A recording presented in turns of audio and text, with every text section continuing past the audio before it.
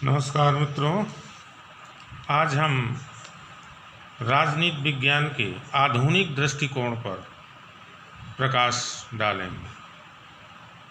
चूँकि जब परंपरागत राजनीतिक दृष्टिकोण का विकास हुआ और उस दृष्टिकोण ने पूरे यूरोप में शांति सद्भावना का माहौल नहीं बना पाया और अनेक द्वंद्वों का प्रचलन हुआ, जिसमें धीरे धीरे विश्व युद्ध की पृष्ठभूमि का जन्म हुआ। उन द्वितीय विश्व युद्ध के समाप्ति के बाद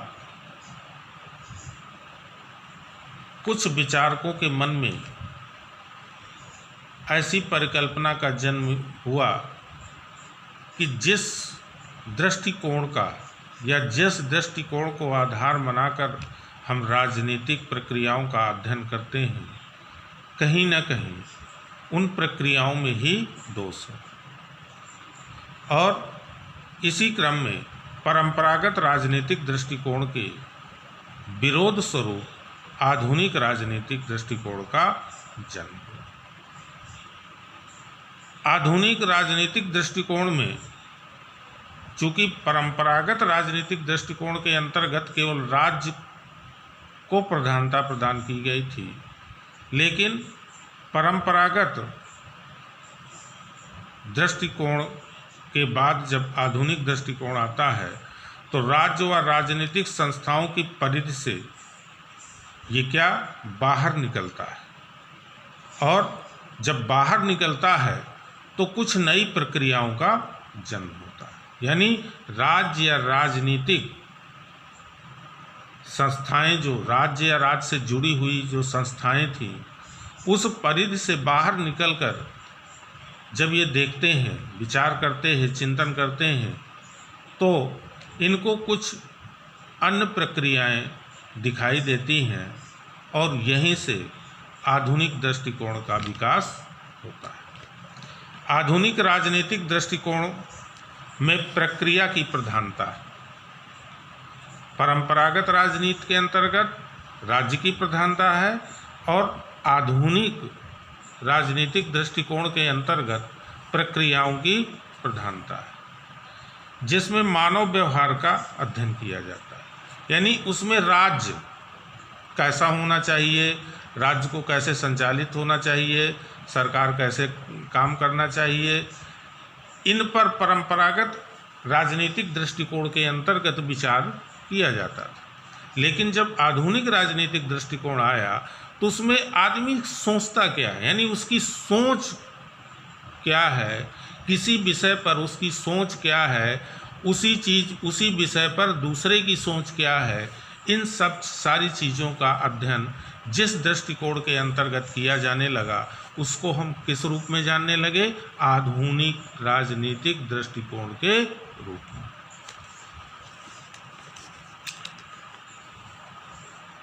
Walter Bagehot, Woodrow Wilson, Lord Bryce आदि ने राजनीतिक के यथार्थवाद का अध्ययन किया। यानी राजनीति वास्तव में क्या है, यथार्थ में क्या है, इस विषय पर अगर अध्ययन की शुरुआत किसने की तो वो कौन थे?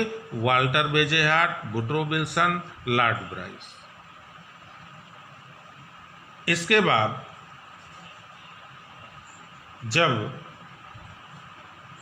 आधुनिक विचारकों के पास ऐसी समस्या आई तो आधुनिक विचारकों ने इस समस्या को बड़े सरल तरीके से समझाने या व्यक्त करने का प्रयास किया। उनमें कौन है? Graham Wallas, Arthur Bentley, Catlin Lasswell आदि विचारक, जिसमें लासवेल ने मानव एवं उसके व्यवहार का अध्ययन करता है। यानी मानव क्या है और मानव किन परिस्थितियों में किस प्रकार का व्यवहार करता है, और उन्हीं परिस्थितियों में दूसरी जगह वो मानव कैसा व्यवहार करता है। यानी मानव और मानव के व्यवहार का अध्ययन राजनीतिक दृष्टिकोण के अंतर्गत किस दृष्टिकोण में आया? आधुनिक दृष्टिकोण में। चार्ल्स मैरियम एक विचारक हैं। 1925 में अमेरिकी राजनीति विज्ञान एसोसिएशन के सम्मेलन में एक राजनीति विज्ञान के अध्ययन में यानी एक संगोष्ठी हुई। उस संगोष्ठी में भाषण दे रहे थे तो उन्होंने कहा कि राजनीति विज्ञान के अध्ययन में मनोविज्ञान प्रविधियों के विकास का प्रयोग होना चाहिए। यानी जो राजनीति है इसके अध्ययन में मनोविज्ञान की जो प्रविधियां हैं उनका प्रयोग होना चाहिए। क्यों? आधुनिक दृष्टिकोण मानव और उसके व्यवहार का अध्ययन मानता है। वहीं लासवेल ने अपनी पुस्तक साइकोपैथोलॉजी एंड पैलिथिक्स में राजनीतिक घटनाओं एवं क्रियाओं की व्याख्या के लिए फ्रायड के मनोविज्ञान को आधार बनाया। यानी चाहे वो मरियम हो चाहे वो लासवेल हो, इन्होंने दोनों विचारकों ने अपने अध्ययन के लिए या राजनीतिक दृष्टिकोण के अध्ययन के लिए मनोविज्ञान को आधार बनाया। द्वितीय विश्व युद्ध के बाद चार्ल्स मैरियम ने अपनी पुस्तक न्यू एस्पेक्ट ऑफ पॉलिटिक्स में राजनीति विज्ञान के अध्ययन हेतु नवीन एवं वैज्ञानिक तकनीकी के प्रयोग का पूर्व समर्थन किया। यानी द्वितीय विश्व युद्ध के बाद उसने ये कहा कि राजनीतिक विज्ञान के अध्ययन में हमें नई नई तकनीकों का प्रयोग करना चाहिए। मैं इसका समर्थन करता हूँ। 1960 के दशक में जब 1960 का दशक आया तो अमेरिका के शिकागो विश्वविद्यालय के राजनीतिक शास्त्रियों ने राजनीति विज्ञान को दार्शनिक पद्धति से मुक्त कराते हुए अध्ययन को वैज्ञानिक बनाने का प्रयत्न किया। यानी शिकागो विश्वविद्यालय के जो विचारक थे उन्होंने राजनीति को जिस दर्शन की बेड़ियों में जकड़ी हुई जो राजनीति थी उसको उन बेड़ियों से छुड़ा करके राजनीति को वैज्ञानिक बनाने के लिए या वैज्ञानिक प्रविधियों का प्रयोग करके उसको वैज्ञानिक बनाया। इन वैज्ञानिकों जो ऐसी प्रविधि का प्रयोग करके उनको वैज्ञानिक बनाने का प्रयास किया तो डेविड स्टन थे, कैटलिन थे, लासवेल थे। ये प्रमुख चिंतक या विचारक थे जिन्होंने राजनीति को विज्ञान बनाने का सफल प्रयास किया। अब हम आते हैं परिभाषा। तो राजनीति विज्ञान को अलग अलग विचारकों ने अलग अलग रूप से वर्णन किया है और उसी आधार पर उन्होंने इसकी परिभाषा देने का प्रयास किया। तो जो पहला कंसेप्ट है वो क्या है? राजनीति विज्ञान मानव क्रियाओं के अध्ययन के रूप में। यानी राजनीति विज्ञान का जो अध्ययन किया जाता है वो मानव क्रियाओं के रूप में किया जाता है। जो विचारक ऐसा मानते हैं वो क्या कहते हैं कि आधुनिक दृष्टिकोण के अनुसार राजनीति विज्ञान मानव के राजनीतिक व्यवहार एवं क्रियाओं का अध्ययन है। फिर से समझ लीजिए, आधुनिक दृष्टिकोण के अनुसार यानी आधुनिक दृष्टिकोण क्या मानता है? राजनीति विज्ञान जो है आपका वो मानव के राजनीतिक व्यवहार यानी मानव का राजनीतिक व्यवहार एवं उसकी क्रियाएं यानी राजनीतिक व्यवहार से उत्पन्न हुई जो उसकी क्रियाएं हैं उनका अध्ययन किया जाता है। और मानव व्यवहार को गैर राजनीतिक कारक भी प्रभावित करते हैं। यानी मानव जो भी क्रियाएं करता है उसमें केवल राजनीतिक कारक ही प्रभावित नहीं करते, बाह्य या गैर राजनीतिक कारक भी उसके व्यवहार को प्रभावित करते हैं।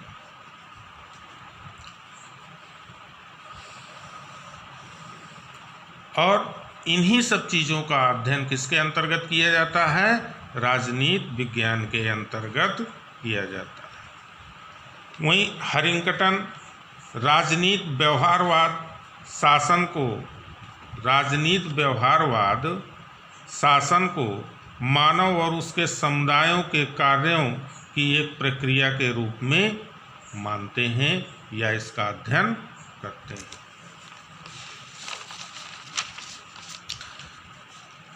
राजनीति विज्ञान शक्ति का अध्ययन, राजनीति विज्ञान को शक्ति के रूप में अध्ययन करने का जो समर्थन किया है वो कौन है? Catlin Lasswell. ये दो विचारक ऐसे हैं जिन्होंने राजनीति विज्ञान को शक्ति के रूप में अध्ययन करने का प्रयास किया है। तो कौन है? कैटलिन और लासवेल। दोनों के विवेचन, यानी इन दोनों के विवेचन का जो मुख्य आधार है वो क्या है? शक्ति। कैटलिन ने राज्य के स्थान पर मनुष्य के राजनीतिक क्रियाकलापों के अध्ययन पर बल दिया है। यानी कैटलिन ने क्या कहा है कि राज्य के अध्ययन से अब कुछ नहीं होने वाला, राज्य की सीमाओं से बाहर निकलिए और मनुष्य की क्रियाओं का, एक राजनीतिक मनुष्य की क्रियाओं का भी अध्ययन करिए। वहीं लासवेल कहते हैं कि राजनीति शास्त्र का अभीष्ट वह राजनीति है जो बताए कि कौन क्या कब और कैसे प्राप्त करता है। यानी कोई भी व्यक्ति सदैव अच्छी या अच्छे मूल्यों को प्राप्त करने का प्रयास करता है और उस प्रयास यानी उसको पाने के लिए वो अपनी शक्ति का भी प्रयोग करता है। तो इनके अनुसार राजनीतिक क्रियाकलाप का आरंभ उन परिस्थितियों से होता है जिसमें कर्ता विभिन्न मूल्यों की प्राप्ति के लिए प्रयत्न करता है। जो मनुष्य है या जो कर्ता है वो अपने लिए अनेक प्रकार के मूल्यों को प्राप्त करने की चेष्टा करता है तथा शक्ति जिसकी आवश्यक शक्ति, और वो ये तभी प्राप्त कर सकता है वो जब वो क्या हो? एक शक्तिशाली। अगर वो शक्तिशाली नहीं है तो उन मूल्यों को वो प्राप्त नहीं कर सकता। राजनीति विज्ञान राज्य व्यवस्थाओं का अध्ययन इस रूप में कौन मानता है? तो व्यवस्थाओं के रूप में या व्यवस्था के रूप में अध्ययन राजनीति का कौन करते हैं? तो वो है स्टर्न, अंडमान, आर केगन। और इनका जो दृष्टिकोण है किसका? व्यवस्थावादियों का जो दृष्टिकोण है वो कौन सा है? समाजशास्त्रीय दृष्टिकोण। नमस्कार मित्रों, राजनीति विज्ञान के दृष्टिकोणों से संबंधित अन्य तथ्य जो भी होंगे वो हम अगले वीडियो में आपके सामने पेश करेंगे। धन्यवाद। आपसे विनम्र अनुरोध है कि चैनल में अगर पहली बार हैं तो चैनल को सब्सक्राइब ज़रूर करें, लाइक ज़रूर कर दीजिए, जिससे हमारा उत्साहवर्धन हो और हम आपके लिए अच्छी से अच्छी चीज़ें ढूंढ करके आपके सामने प्रस्तुत कर सकें। धन्यवाद।